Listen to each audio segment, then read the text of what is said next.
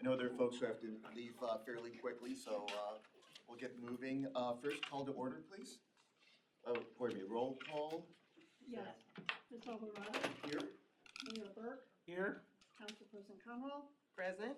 Mayor Daley Jones? Here. Mayor Gallo? Here. Martha Field? Mayor Kurtz? Mayor Orcutt? Laura Black for Here. Councilman Simon? Mayor Weiss? Here. Mayor Wheelow? You have a quorum. Thank you very much. Do we have any comments from the public before we get started? No, very good. Next, we have the approval of the minutes. Everybody's had a chance to review those. Any changes need to be made? Motion to approve. We have a motion to approve. Do we have a second? Second. Very good. Any Sorry. comment? Can you repeat the names when they call, because we've had some trouble? Absolutely. Yes. So Okay. we have Mayor Daley Jones and then Mayor Burke with a second. Sorry. No worries. Thank you. Thank you. All in favor of approving the minutes, please say aye. Aye. Any opposed? Thank you very much. We're going on to resolution number 260312-A. Yes, thank you very much. Eric Engel, Principal Planner, here with us, the County Planning Commission will be presenting today. Eric, I can drive if you just want to tell me. Sounds good. Okay. Splendid. Very good. Okay, so resolution number, well, first of all, good afternoon, everyone. Resolution number 260301 or 02A. This is for a preliminary plan application modification to the master subdivision plan and approval of the preliminary plan for the newly proposed Phase 5 of the Sanctuary and Preserve Development. The applicant and the owner is Mr. Anthony M. Valori with Valori Builders LLC. The project engineer on this is Rachel Barris. She's with Almer and Rice. So the request ultimately is for the approval of the modification to the master plan here, combining the initial phases 2B and 5 into one new Phase 5. And further, the applicant is seeking approval again of the preliminary plan for said Phase 5. The location is, subject property is located on the south side of John Road, between Fitch and Columbia Roads. The PPN there is listed 262-13-011. And so this is roughly just over 24 acres. The zoning on this is the planned residential development district in the township there. And so just looking at the location map here, to the north we have the residential multifamily Renaissance retirement community right across the street there. To the south is some woodlands, a single family residential. And then to the east is more single-family residential, and then to the west and southwest, single-family residential, which includes the manufactured home park, and then as well as sanctuary and preserve phases 1 through 4 as well. So some history and background here. So Valori Builders in January 2020, in partnership with Pulte Homes of Ohio, they submitted a master subdivision plan for the Sanctuary and Preserve subdivision for a review and approval alongside preliminary plans for phases 1 and 2. The County Planning Commission did grant approval of that on a conditional basis. And then the Phase 1 preliminary plan and the Phase 2 preliminary plan, and that was via resolution number 200213A. Skipping ahead a little bit here, once those were completed, then they came back for phases 3 and 4. So Pulte's phases 1, 3, and 4 have since then been completed, with Pulte's last phase, Phase 4, having been conditionally approved by the Cuyahoga County Planning Commission in May of 2024, and that was via resolution 240509-A. Phases 1, 3, and 4 created a combined total of 95 residential sublots for single-family detached homes. And so since they've gone through that process, Valori has been working to get the next phases here up and running. So since 2023, all conditions for that, as I said, detailed in that resolution number 230209A were met and improvements have been completed. And then on June 12th, 2025, the final plat for Phase 2A was approved by the Cuyahoga County Planning Commission under resolution number 250612A. The developer subsequently filed to record the 9 sublots and easements accordingly. So since then, since last year, mid last year, Valori Builders, partnering with Dries Homes this time, they began work on this modification plan to the overall phasing of the next and final phase here. So this will effectively, like I said, combine phases 2B and 5 into one new Phase 5 here. So according to section 104.11B and C of the subdivision regulations, the 2010, the final plat of the subdivision shall conform to the approved preliminary and master subdivision plan. The modifications proposed by Valor would have rendered the final plat for phase 2B and 5 of the sanctuary and preserve subdivision inconsistent with the existing master subdivision plan and preliminary plan that was approved in 2020. So hence why we're here. So as such, they are required to submit the review and approval of this plan to you all in order for those two components to match, essentially. In January 2026, Albert and Rice, on behalf of Valor Builders, they submitted that application to modify the master subdivision plan for the sanctuary and preserve subdivision and for the review and approval of a preliminary plan for the newly proposed phase 5. Due to missing information, county staff recommended the disapproval of that application. We did receive a last-minute tabling, as you all recall, last month for that. In order for them to work with Public Works a little bit more. And this was specifically regarding street and stormwater infrastructure proposed. And so having been in coordination with staff to address the issues, they then resubmitted the application for preliminary plan approval on February 12th for review and approval there. So moving into details of request, as mentioned, we're just over 24 acres here. They are proposing 41 sublots, which include 9 more than previously approved in the overall master preliminary plan, thus increasing those sublots from 136 to 149. Further adjustments to the development proposal include shifting the proposed southerly cul-de-sac, filling in 2 non-contributing landscape ponds. The modifications to the master plan include rephasing, again, phase 2B of the sanctuary and preserve to be combined, and then redesign of the site, further extending the southerly cul-de-sac, redesign a fortune shell curve to meet county radius standards, the minor modifications to the lot size and shape of sublots 16 through 40 on the proposed preliminary plat for phase 2B and sublots 46 through 56 in phase 5. So ultimately reducing those lot sizes from 80 feet to 60 feet. Again, just kind of reconfiguring and reducing the size there in order to fit those nine extra in. So the preliminary plan for phase 5 proposes, again, the creation of those 9 lots added on the remaining 24.73 acres. Again, the 145 from the originally 136. The newly proposed phase 5 will include construction of roughly 1,300 lineal feet of added pavement and 6.55 acres of dedicated open space, as well as 1.9 acres of dedicated stormwater management. So this is the concept proposal. I'm sorry, Mary, was this? I'm gonna go back to the first one, Yeah, sorry. please. Yeah, so as you can see here, this was the initial proposal that they had, really kind of focusing in on, you see there's a stream going through the phase 5 there, so really reconfiguring the lots per our recommendations internally, shifting some of those lots and then reducing the size there. So if you want to move forward, Mary. So then again, yeah, recombining kind of that whole eastern side there with everything, kind of reconfiguring the cul-de-sac lots at the terminus there in order to accommodate the environmental on the stream there. Was really a better solution from a design standpoint. So it's really the gist of that. So if you want to move on, there's no questions on that. So moving on to the recommendations. Ultimately, so pursuant to section 104.5.2 of the 2007-2010 County Land Development Regulations and ORC 71110, the County Commission is required to take action on the preliminary plan application within 30 days. We have met that. And complete the final plat application, and complete the preliminary plan application that was submitted. So county planning staff have reviewed the preliminary plans as such and considered the comments from reviewing agencies. I won't go through that. Mostly they were all recommending conditional approval. We did provide those in the packet if you all have any questions on those.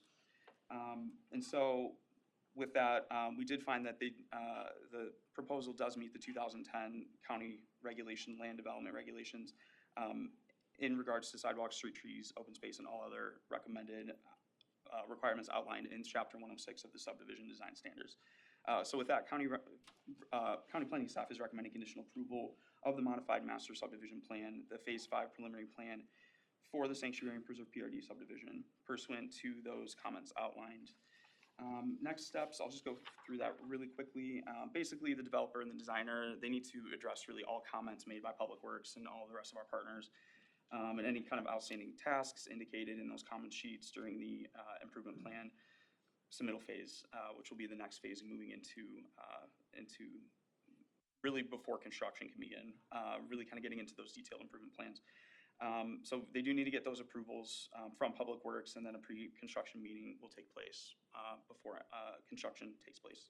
So I'll turn it back over to you guys if you have any questions for me. We do have the project engineer as well as the owner applicant, as well as a representative from Drees Home as well. Splendid. Maybe before we ask any questions, if the engineer or representatives can come up and just make any comments if you have any, or make sure that you're heard. State your name too for the record, please. All right, my name is Rachel Barris. I work for Albert and Rice. I'm the engineer designing this. And, you know, we worked really hard trying to come up with how to squeeze 41 lots in order to make Drees Homes happy, while trying to navigate all these water features on the last piece of this property.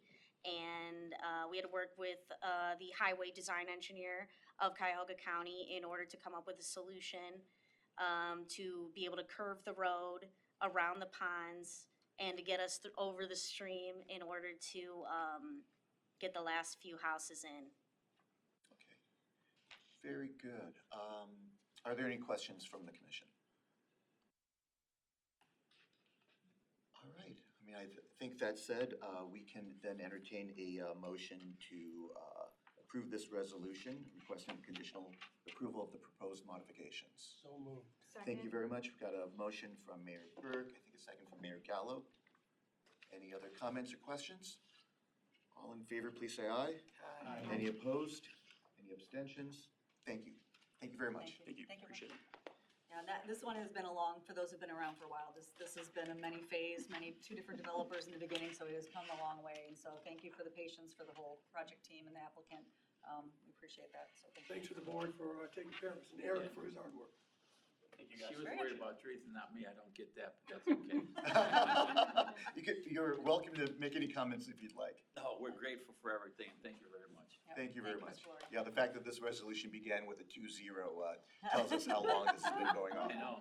We're very patient. Thank you. Thank you. Birthdays. Thank you. I understand that we've got a presentation regarding the 2026 data book. Yes, we do. Thank you. Splendid. Oh, sorry, I'm going the wrong way. Yes, so this is informational only, no board action required.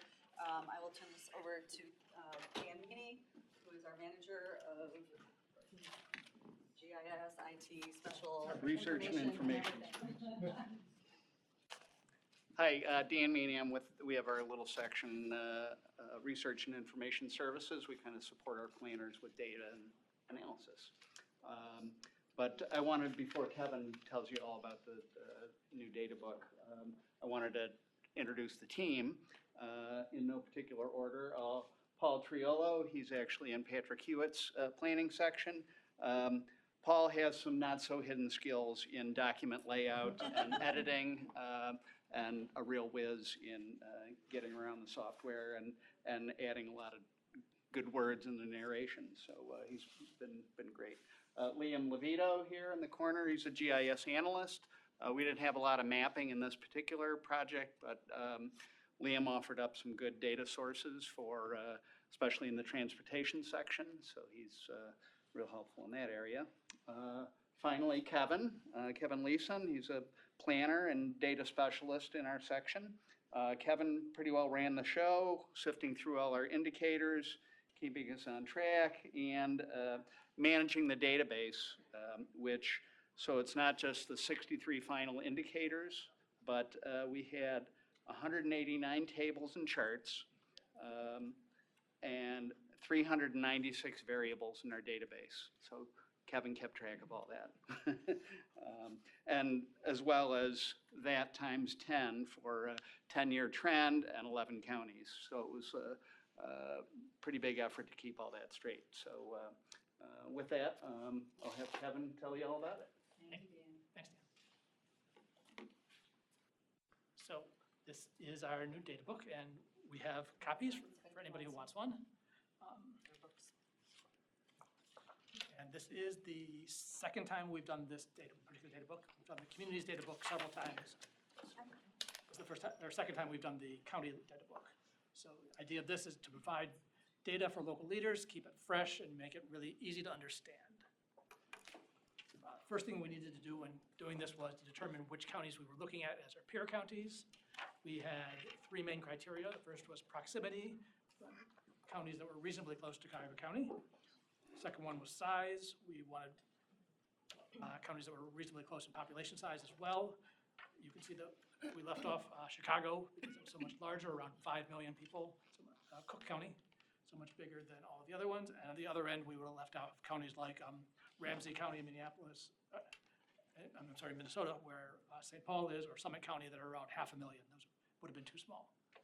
And the third criteria is the presence of a central city. There are some other counties that would have met those first two criteria, like Oakland County north of Detroit is roughly the same size as Cuyahoga County population-wise, but there is no core city.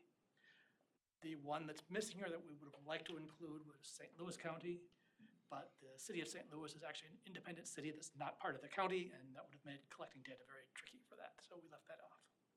So we wound up with Cuyahoga County and these 10 peer counties. So as Dan said, the data book includes 63 indicators, and these are 6 categories. Most of these are the same as before. These are color-coded with our agency branding. The health section is entirely new this time. That's not something we included last time. And really quickly to run you through the data book, how it was laid out. Each chapter begins with this summary of indicators. The first column is clickable if you're in the PDF, or just tells you what page number in the print document, and will take you right to that indicator. The second column tells you which part of that indicator we used as that ranking.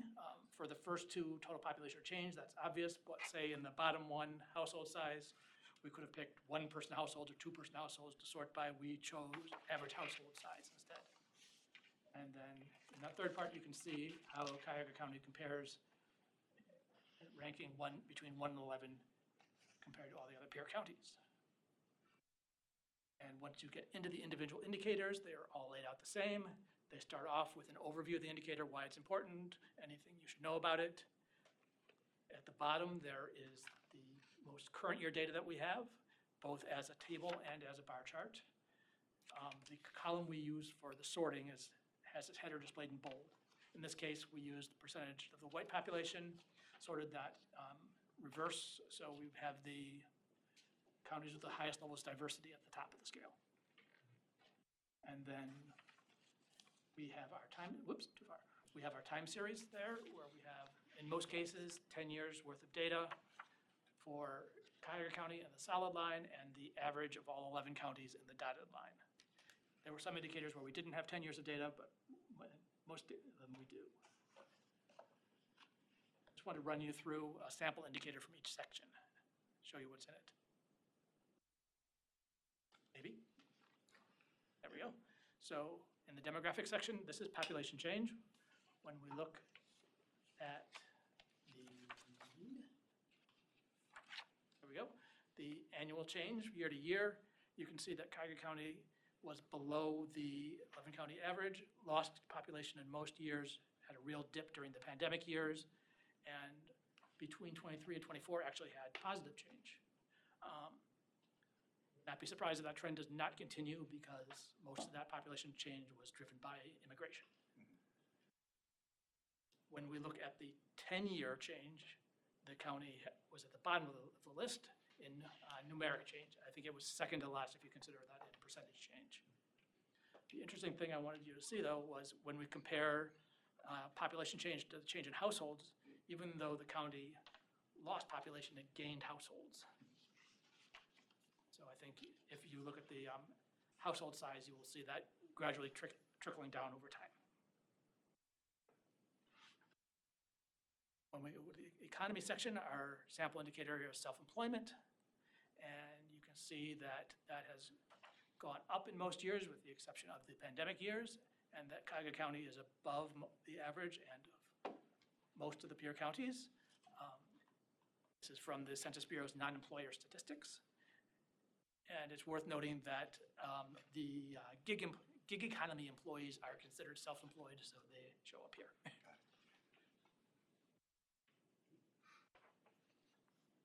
When we look at building permits, you can see that Cuyahoga County is roughly in the middle for both single-family and for multifamily. In multifamily, this is the number of units permitted, not the number of structures. But that the average is kind of a little bit blown out by Franklin County there, especially in the multifamily. The interesting thing is, when we did this last time, especially in the multifamily, the Cuyahoga County was well below almost all of the peer counties at that point. And since then, there's been a lot of new family construction, so it's getting close to where the average is. So that's been a good source of improvement.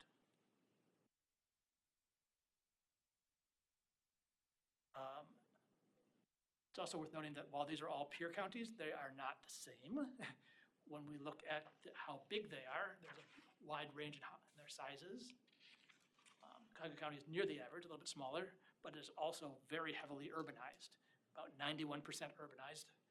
And I think when you go back to that housing slide, that means that almost all those housing developments are redevelopment instead of greenfield developments, which many of the other peer counties can take advantage of and develop more easily.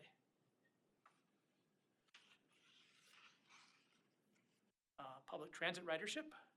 We've got 4 categories here: fixed bus service in blue, rail on the turquoise, rail in the blue, BRT in the red, and demand response, which would be van pool or paratransit in the green. Cuyahoga County is one of the few counties to have both, or to have rail and to also have BRT. And you can see that over the past decade, the ridership has not been headed in the right direction, went dramatically down during the pandemic, and has slowly climbed up, but is nowhere near pre-pandemic levels. And the last one I wanted to show you here was smoking. These are cigarette smokers. Cuyahoga County, again, is above the average here, but has steadily declined every year. So that, and we only have 9 counties here because of this particular data set. So this is a positive from a health standpoint, but it's something also to keep in mind when considering syntaxes, that this number of smokers is dropping.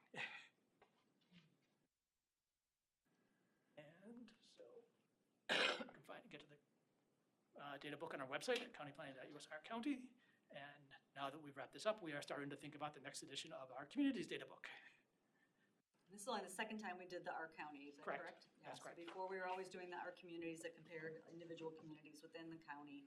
Now this is the second time we've looked at the pure metros, doing those comparisons when we say, what are we doing well, where are we lacking, how are we competing with our neighbors to the east and west? So I mean, it really is tons of work, and so thank you to the whole team who's worked on it. Yeah, we did this about 2 years ago, so this is the second time we've done it. Splendid, thank you. Are there any questions? Mr. Chairman, no question, just a general comment that I think that this type of information is key.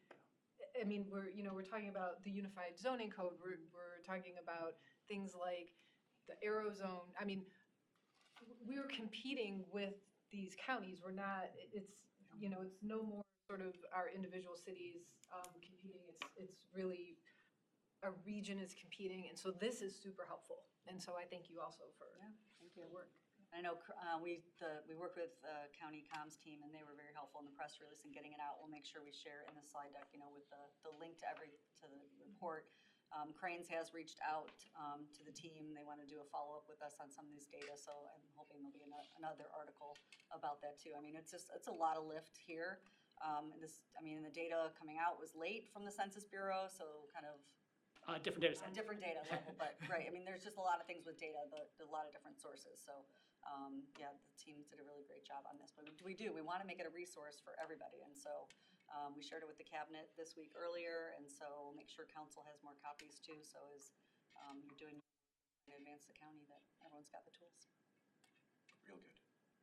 Please. Just curious, is it jumped out at you that really surprised you? You weren't expecting?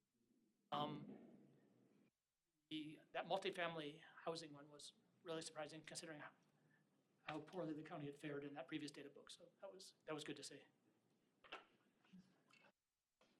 And I think ridership, we've got two RTA board members sitting on our board too, so to see those ridership numbers is always interesting, and we know, I mean, ever since the pandemic, it has not climbed back, but I think one thing we found in our conversations, especially with Hennepin County and some of these others, a lot of them are trying to build new transit infrastructure. We've got it, we've got the bones, we've got to just now figure out how do we make it from a need to a want, and more people to take transit, and so a lot of that work we're doing transit oriented development and other things is really to try and spur development in the right areas so that we have an opportunity to increase that ridership. So a lot of it's very related. I mean, I can certainly say on behalf of the county executive, this is a resource that we use when it comes to driving not just internal county policies, but also, what is it that we advocate for at the state and the federal level, being able to see that comparison between Cuyahoga County and our other peer counties really gives us that chance to drive home to our friends down in Columbus and in DC, what are the things that we really need to do in order to strengthen our communities here, so. Yeah, and I think just to that point, a lot of people with our communities, that's ready data that you have. So if you are applying for funding and different grants, you've got a ready source that's documented that the information's all there that you can use in your own applications, which the county can as well. Splendid. Do you have an idea of what the timeline is with regards to our communities and where you all are aiming for? We have not started working on it yet, but the idea is to get it out sometime this year, hopefully this summer. Dan Splendid. said 2 weeks you're starting, so we can let Give the ink ourselves dry and move on. Take Give your ourselves a little vacation bit of a now. breather and then Yeah. dive into the next one. Yes, yes. Splendid. Thank you, guys. Thank you so very much. Awesome. All right, Director Yes, report? I will be quick. I know we've got solid waste to meet afterwards, and a few people have to leave early, so I will keep it very brief. Today, I'm going the wrong way again, sorry. Okay, so policies and procedures, thank you, Data and Thanks, y'all. Planning and everyone. So we, as you know, over the last year since I've been here, we have been slowly trying to make progress on updating our policy and procedures manual, which was last fully approved by the board in 2014. Wes has gone through painstakingly sections with us, Jennifer, others. We have updated probably 8 or 9 sections at this point, but there is so much still to do. We really try to prioritize the most important updates when it came to sick leave, vacation leave, parental leave, a lot of those things that we needed to make sure we were up to date so that we had current information. And so some of those, I think professional development, we've updated 3 times since I've been here. So some of them keep getting updated, so we need to make sure we're trying to figure out what's next. So we have not had an efficient process. It's always kind of like, yeah, we'll get to it, but we are really at the point this year, like, is my goal to really get it up to date. We've been talking internally about trying to find a better way to do it and do it wholeheartedly to do a big update. And Jennifer talked yesterday and trying to look at, is there ways that Copilot could look at some of our sections and update it with more modern language or reduce anything that's vague or something else. Because a lot of what happened in 2014, we pointed directly to the county's manual at that time. The county's manual has been updated probably, 20 times since then, and we have not been able to keep up with those revisions. And so we are unique that we need to keep our own, but there's a lot of things that we can lean on the county's policies as well. So we're trying to do that. We've always thought, we can hire an HR consultant one of these years when we have money in the budget. Well, that's never going to come, so we're going to find another way to do it. So expect more to come. So April board meeting, we will have DOPWIC contract coming back to you. That's what we do on behalf of the state, that we administer that program for them. We are working on finalizing an update to the travel policy, and that one is important because it really goes right along with the professional development policy, because there are required forms that go with both of them. We want to make sure that they're consistent for mileage and for advanced authorization and all of those. So I'm hoping we will have that one in April, and I'm hoping to have at least one more if we can. Unified zoning code, we are making good progress with that. We are having some really good conversations around funding sources. Tapping our network of resources, people that we know in various positions around here locally who have the knowledge of potential federal resources. So we had a really good call yesterday. We're looking into a national fund that someone has local ties here to the Federal Reserve, has written a book on zoning. We feel like it's a nice introduction that someone local here that we know can make for us. And so that's what we're really still doing, the crowdsourcing, but Land Bank is committed to some funding. We will be back in touch with the communities that have signed on to a letter of interest. But what we'll need to do is establish a committee of this board. And it doesn't have to be you as members if it's one of your communities, but you can appoint somebody. But that's part of our bylaws already give us authority to establish a committee. So we'll be talking about that in April to establish that committee of the board that will then be separate Unified Zoning Code purview specifically.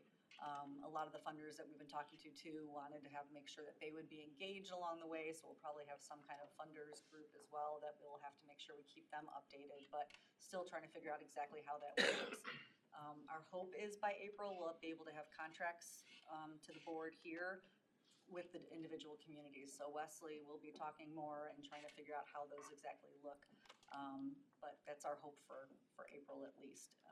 Beyond that, at this point, I don't know, but I thought I'd give you a little purview of what's to come. Awesome. And then coming soon is our 2025 annual report. We're doing a new format. All this is done in-house, and I just want to thank the team that's been working on this. We do a lot of work as a team. It's really hard to dissect it down into one report that's something that's nice looking and digestible. They've really been working hard at that. Susan Infield and Kevin have been really leading that effort. So we're really trying to make it more graphic, less narrative, so that we can really hit some facts quickly. I'll say the reason we want to do that this year is because this in 2025 was the first year we actually had the monthly newsletter. So we feel like we've been getting all of those stories out along the way every month, so we don't need to kind of recapture everything that we've done in the annual report that we have before. So that is coming soon, published by the end of this month, so fingers crossed it's moving forward pretty well. So. And last month I told you about Justin Finney, our new intern. He has agreed to stay with us for the summer. It's great to keep consistency as we get someone on, and they're doing a really great job, and he's involved in all these projects. So we offered him an extension through the end of August, and he has agreed to accept that. So that is wonderful. He's in Cleveland State's master's program right now, so it's perfect. Another opportunity we're going to have to get additional helping hands is we've been working with Annie Pease, who works in the executive's office. Keithley Instruments has a scholarships with Cornell students, and so Annie is a Cornell grad. Keithley Instrument provides funding, and Cornell provides funding to provide a paid internship to Cornell students. And so they like to pair them with Cornell grads, and so Annie has interest. She knows we need help, especially with Safe Streets and Roads for All and Unified Zoning Code coming up. So it would be a shared resource between the two of us. We would not have to pay anything. She would handle all the HR and onboarding piece of it. So we really would just have a resource on our team that would be dedicated to helping on a specific project from like June till August. So that'll be awesome. So I think they did interviews either late last week or early this week. So they had 3 candidates, and I think they've kind of selected one. So that'll be awesome. We need all the help we can get. So that is that, and I think that was it for me. All right. Keep it short and sweet. Splendid. Any questions? Any old business? Any new business? Motion to adjourn. Do I have a second? Thank you very much, Mayor Burke. We are adjourned. Don't go anywhere. Don't go anywhere. Solid Yep, waste. solid waste is I next. trade seats with Beth now.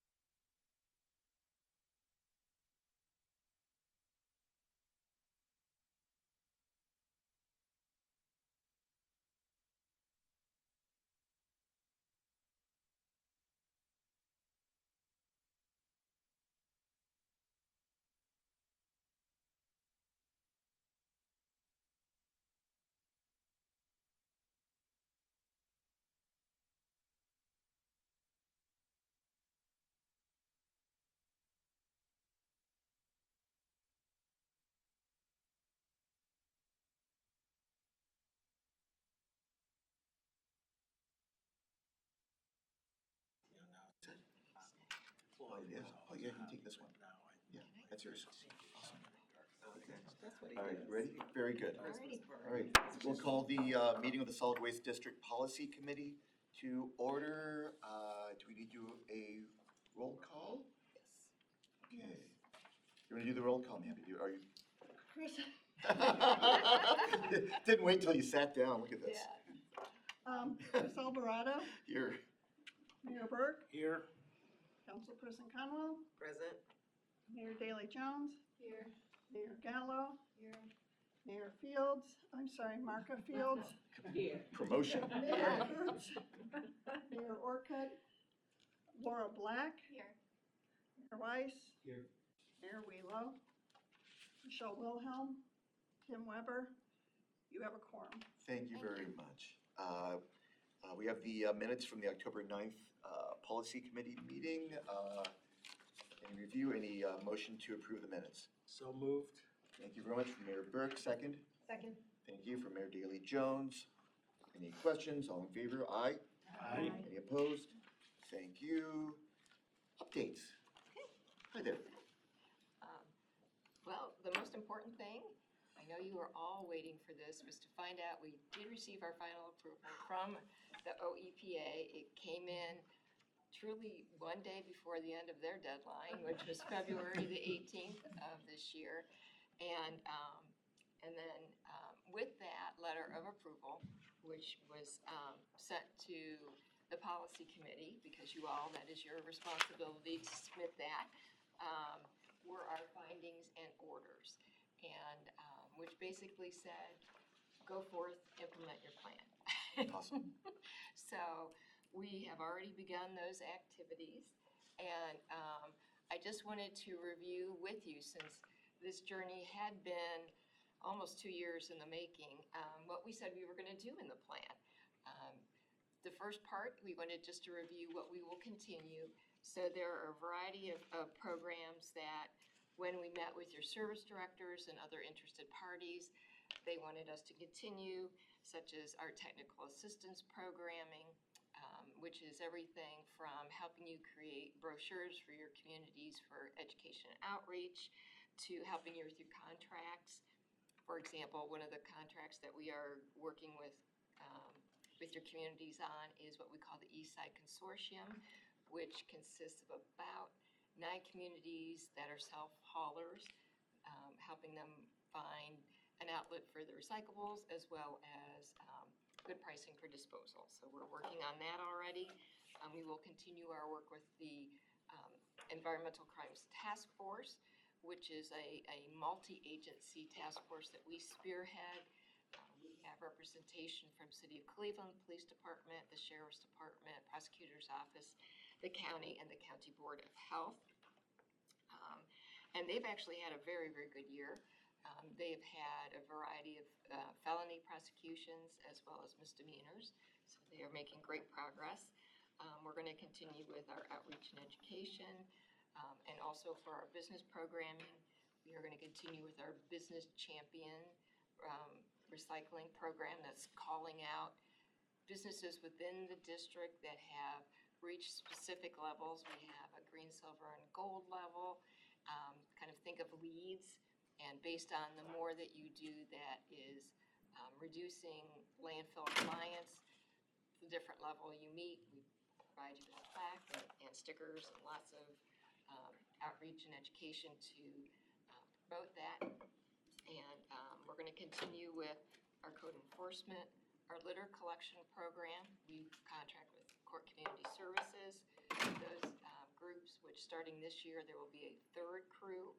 So we put in the budget that we would underwrite a 3rd crew to get out to your communities to collect litter along the rights of ways. May I ask a question about the litter collection, the tire collection? Is all cities in the municipalities within the county eligible for this, or is it a cost? We underwrite the cost. So Okay. it is free to the communities. The litter collection program, if you have a dire need, give us a call. We just reach out to Court Community Services and say, there's a specific intersection or area that needs to be addressed, beyond their usual rotations for all the communities. The scrap tire program, we do every fall. And so what we do is we ask your communities, the scrap tires that you find abandoned in rights of ways and public areas, you collect them, keep them to the fall, and then we contract with Liberty Tire and we execute what we call a milk run.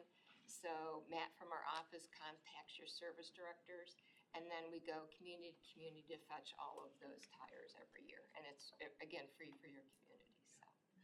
The cleanups from court community service are especially good if you've got an event that's taking place and you're able to say up ahead of time, you know, we need to have a cleanup taking place before such and such fair or whatnot. They've been really good Yeah. about that. And one of the things we heard is that we needed an additional crew, so we've added that this year, so. Awesome. Okay. So the municipalities need to call you directly. Call us, correct.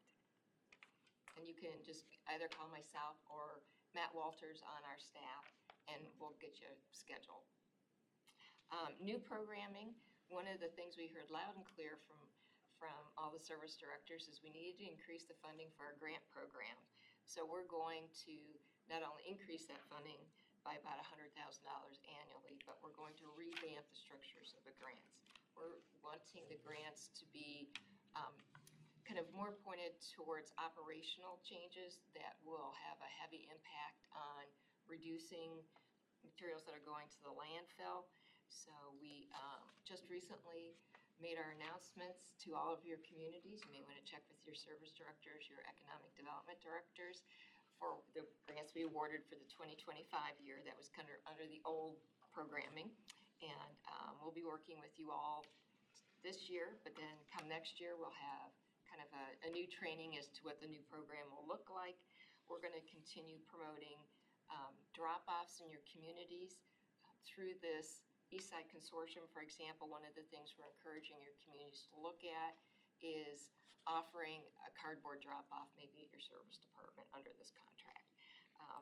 Also, we're looking at making more available to your communities ready-made templates. So whether it's a postcard or it's a calendar or things of that nature, where it's pre-populated with the district icon, so there's continuity across the county, and what does a stack of paper look like, or what does a can icon look like, and that way you can simply drop your logo in, other pertinent information, and be good to go. And then the other big thing that we're going to be working on is a textile recycling analysis.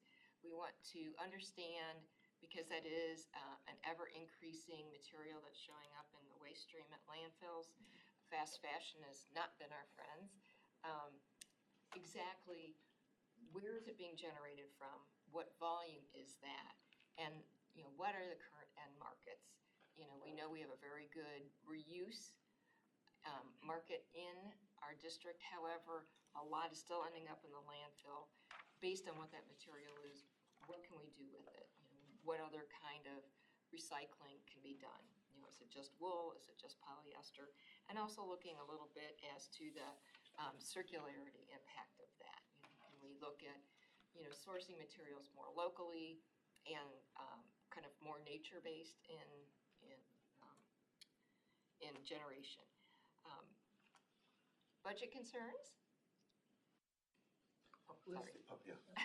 It's a really short slide. Just to let you know, generation fee, as we had said in the plan, is going to remain stable at $2 a ton. What we are looking to do is we want to keep about 1.5 million in reserves. Our fund balance is very healthy. It is well over 4 million, but we want to always make sure that we have 1.5 set aside just because one never knows. But as we had said in the plan, we're going to do a little digging into that fund balance to implement some of these programs, but it will not jeopardize our outstanding cash reserves. So. Special programmings. Similar to the Planning Commission, we too are working on our 2025 annual report, which will have the listing of all the communities. The recycling report section will be in that. We're working on that currently, but we do have our data together for our special programming in 2025. And this is just a recap, gives you an idea of really what we manage in the way of the special wastes in the county. Just a couple of things I wanted to point out. Our household hazardous waste, we actually increased going from 2024 to 2025, and that does not include latex paint, by the way. It is the really pernicious stuff. That was up by 19%. So we have managed to still get the message out, and people are still cleaning out basements. So the other big program was our pumpkin composting program. Although we condensed locations this year, we've gone from 8 locations to 10 because we wanted to, maximize our dollar. We increased what we collected by 45%. So the tonnage we increased from 24 to 25, even with 2 less locations, was up by 45%. So definitely congratulate your communities for doing the right thing with their pumpkins. Scrap tires, as we had touched base on before, that program, we actually collected about, by weight, 20% more tires in 25 than we did in 2024. So, that's a commendable effort to all those folks in your community for getting those tires up and out of the public rights-of-ways and public spaces. Again, we're continuing to collect televisions and other things. We have begun collecting as new items at our facility, vapes and empty pill bottles. So you can share that with your communities. We have that on our website, and you can always drop those off while we are open. Just a kind of an FYI of things that are coming up. Our Reduce, Reuse, Repair Fair will be on March 21st, so kicking off spring truly and literally. We will be at the Independent Civic Center. We continue to increase our attendance at this event. So we have a variety of vendors who are either creative in their reuse or offer other types of things such as, repurposing furniture, upholstery, clothing, that type of thing. And then we are also still working with Fix It CLE on their workshops. And then we will also have our first of 2 zero landfill events at our facility in May. And with that concludes my report. We don't have any resolutions for you since our heavy lifting with the plan is over. Now we have to get busy with all kinds of things. And if there are any questions I can field? Just congrats. Well, thank you. I will note that we talked about the budget, the generation fee at $2 a ton. It's noted here in the plan is very low compared to other districts across the Yes. state where that average is more like $4.75. 475, right? So, So we are far. yeah, Barbara, you do a lot. splendid. If there are no discussions, we have a motion to adjourn. Thank you. We have a motion, we have a second from Ms. Fields. All right, thank you very much. We're done. Thank you. Thank you.